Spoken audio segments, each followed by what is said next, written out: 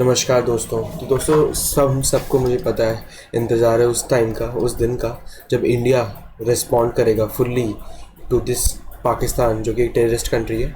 उसके टेररिस्ट की इलाकों में या फिर उसके जो टेररिस्ट की जो आकाएँ हैं उनको मार गिराने के जो भी ऑपरेशंस भारतीय सरकार करेगी, वो दिन हम सब इंतज़ार कर रहे हैं। और उसी चीज़ के लिए जो हम इंडिया है वो इंटरनेशनल कम्युनिटी से सपोर्ट मांग रहा है और खुल बिल्कुल बढ़ चढ़ करने लग रहा है कि हर कोई कंट्री, जो भी सेंसिबल कंट्री है, जो भी स्ट्रॉन्ग कंट्री है पूरे विश्व में, वो सब इंडिया का साथ दे रहा है। उसी बीच तुलसी गबार्ड, जो कि फर्स्ट हिंदू एनआईए चीफ है America, United states of America के टॉप मोस्ट पोजीशन पे, उन्होंने खुलकर बिल्कुल कैटेगोरिकली, कोई इफ़ एंड बट्स नहीं, बिल्कुल कैटेगोरिकली जो था टेररिस्ट अटैक वो ही बोला है। देखिए क्या बोला है तुलसी गबार्ड ने। We stand in solidarity with India in the wake of horrific Islamist terrorist attack targeting and killing 26 Hindus in Palgam.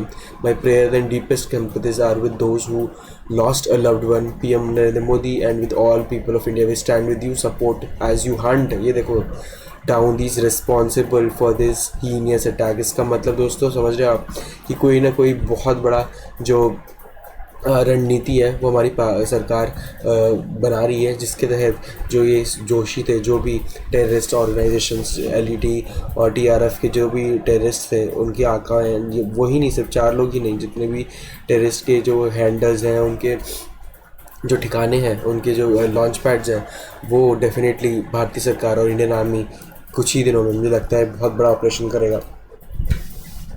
और बिल्कुल जो पाकिस्तान के अंदर जाकर ही इनके आतंकियों की सफाई करेगी। मुझे डेफिनेटली इसका मुझे लगता है ऐसा होगा। और क्योंकि पूरा इंटरनेशनल जो सपोर्ट है वो मुझे लगता है सब इंडिया के साथ ही है।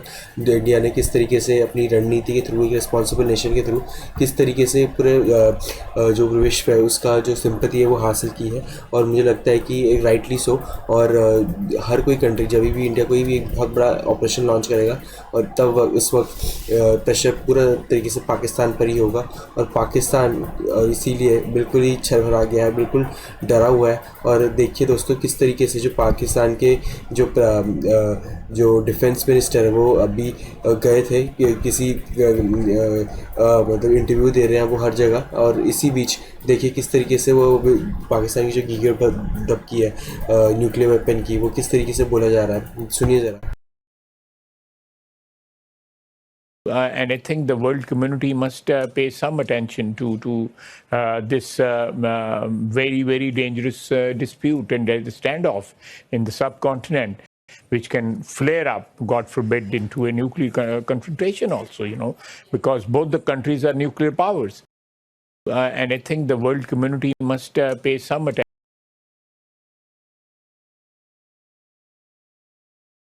और ये पहली बार नहीं है दोस्तों, हमेशा जो अभी तक पाकिस्तान को जो सारी कंट्रीज हैं वो सपोर्ट इसीलिए, मैं थोड़ा बहुत रेस्ट्रेंट इसीलिए करती है उसको, बिल्कुल दीवार पे नहीं धकेलती है, क्योंकि पाकिस्तान की न्यूक्लियर वेपन और पाकिस्तान अपनी जो हर जब भी कुछ भी बात होती है तो अपने न्यूक्लियर वेपन सामने ले आता है, ताकि एक तरीके से ब्लैकमेल करता है पूरी इंटरनेशनल कम्युनिटी को कि अगर इंडिया ने ये कर दिया, वो कर दिया, तो हम न्यूक्लियर वेपन से टारगेट करेंगे। तो दोस्तों ये ब्लफ जो है, पिछली बार बालाकोट एयर स्ट्राइक और में ब्लफ जो है पकड़ा गया था पाकिस्तान का। और क्योंकि जब भी अभी तक इंडिया भी इसीलिए एक रिस्ट्रेन रखता था पाकिस्तान के साथ, क्योंकि पाकिस्तान भी एक न्यूक्लियर वेपन है।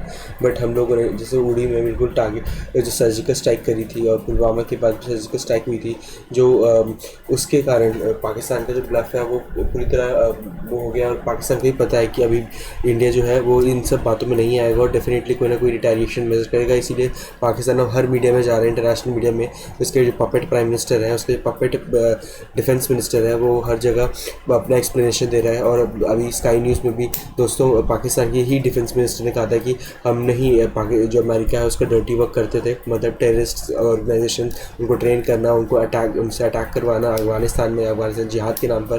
तो ये सब पाकिस्तान अब धीरे धीरे जहीं भी जा रहा है इंटरव्यू में कुछ ना कुछ इंडिया को घेरने के चक्कर में वो खुद ही अपना जो एक्सपोज कर रहा है अपने आप को ही, भले अपने उसके अपने टेररिस्ट हिस्ट्री के बारे में, और अभी भी प्रेजेंटली जो किस तरीके से टेररिस्ट ऑर्गेनाइजेशन उसके सीक्रेटली वहाँ पर रेड करते हैं। तो दोस्तों कहीं ना कहीं जो चोर होता है वो कहीं ना कहीं पकड़ा ही जाता है, और मुझे लगता है कि अब कुछ बड़ा होने वाला है, क्योंकि इसराइल ने भी पूरा इंडिया का साथ देने को कहा है। आपको पता ही है जब इसराइल किस तरीके से अपने जो दुश्मन है, अपने किस तरीके से अपने जो सिटीजन्स है, किस तरीके से अपनी जो सिक्योरिटी है उसको बिल्कुल कॉम्प्रोमाइज़ नहीं करता, और एडवांस वेपनरी से जो अपने दुश्मन है उसको टारगेट करता है। और आपने देखा किस तरीके से इतने टॉप कमांडर्स जो हमास के हैं वो मार गिराए इसराइल ने थ्रू टेक्नोलॉजी। वैसे ही मुझे लग रहा है कि इंडिया भी करने वाला है इसराइल की टेक्नोलॉजी से। अभी माना गया है कि कुछ सपोर्ट भी इसराइल करेगा सीक्रेटली इंडिया को हेल्प करने में, कि इन सब जो टेररिस्ट उनको हंट करने में। तो दोस्तों आने वाले दिन बहुत ही ज़्यादा इंपॉर्टेंट होंगे इंडिया के लिए, और किस तरीके से इंडिया अगर रिएक्ट करेगा और वही जो दिशा है वो आगे बढ़ेगी। क्योंकि इसके बाद अगर हमने स्ट्रॉन्ग एक्शन नहीं लिया तो पाकिस्तान और उसके टेररिस्ट ऑर्गेनाइजेशन हैं वो कहीं ना कहीं और ऐसा हमला करने में वो पीछे नहीं हटेंगे। इसीलिए एक बहुत बड़ा स्ट्रॉन्ग मैसेज मुझे लगता है कि इंडियन गवर्नमेंट देगी। और इसी बीच जो है पाकिस्तान में कहीं कहीं हर जगह जाकर अपना रोना रो रहा है कि हमें बचा लो, सेव अस फ्रॉम इंडिया। तो दोस्तों क्या होगा उसका क्या एक्शन इंडिया को लेना चाहिए, आप ज़रूर इसमें बताइए मुझे कि क्या आपके हिसाब से कोई एक सूटेबल एक लॉन्ग टर्म स्ट्रैटेजिक जो मिलिट्री एक्शन इंडिया लेगा वो क्या हो सकता है, आपको क्या लगता है दोस्तों? प्लीज़ कमेंट में लिखिए, मेरे चैनल को सब्सक्राइब करिए। Thank you so much.